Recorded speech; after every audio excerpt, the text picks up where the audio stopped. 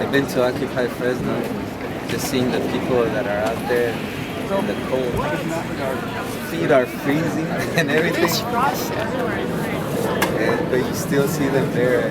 Like smaller government. It's awesome. How has Fresno PD and the Sheriff's Department treated the occupiers in Fresno? Well, I think the like, PD, maybe some people see like to what I know, they haven't become involved. The sheriff, maybe they've been well, they're obviously. With the way the government has been doing. I feel harassed as an occupier, being part of. I feel harassed. I mean, the fact that they don't give that space and they actually put up more and more excuses. I mean, as far as instead of protecting the First Amendment rights of the people there, I think they actually are bullying them to get off that space, to stop being there. What sort of things did they do to bully the people to get them out of the space? I mean, just the first time that I was there, they had the dogs in the back seat of the car, and the dog just kept on barking and barking. They wouldn't, calm down the dog. I mean, I feel sorry for the dog, though. The dog was beating himself up inside that car. But I mean, as far as friendliness, I say hi to some of the sheriffs. Most of the times I won't even I only get a mean look, like, I'm like, wow, serious? The range of people that look at the numbers that they actually put out in the Fresno Beat. I mean, is that not enough reason for the sheriffs to back out? Like the cost?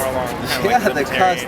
I mean, it's ridiculous having a sheriff. I don't think it's fair just to say that a couple of sheriffs here throughout the day, the afternoon or evening, and then when time comes out for arrests, bring out a whole thing of 20 to 40 in riot gear, sheriffs in riot gear. Now, one time was just one, and you had two flanks coming up, and then I was like, wow, you really want to send a message. In terms of Fresno, there's like, the big Occupy movement in New York, and Oakland has got some attention recently because of all the police brutality. I think a lot of Fresnans feel like the Occupy movement in Fresno is sort of overshadowed by those. What do you think that Fresno people can do in order to have their voices heard? I didn't really I think it was nice to go into the Iraq War. Well, one would be, honestly, it would be encouraging more people to come out to the event and getting the media to give us a more unbiased exposure, and as far as how it relates to specific people, because people believe that we're just ranting about nothing in particular. Well, there's so many things to actually be not so happy or upset, about it.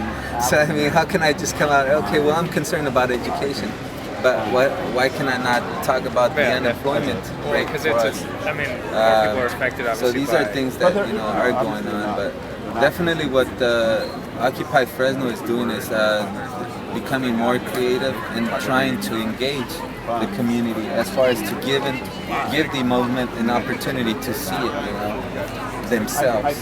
Honestly, I've seen a lot of people who show up and say, I don't believe in this stuff, but then they show up and they're like, wow, there's a lot of stuff that relates to you and I, to you and me.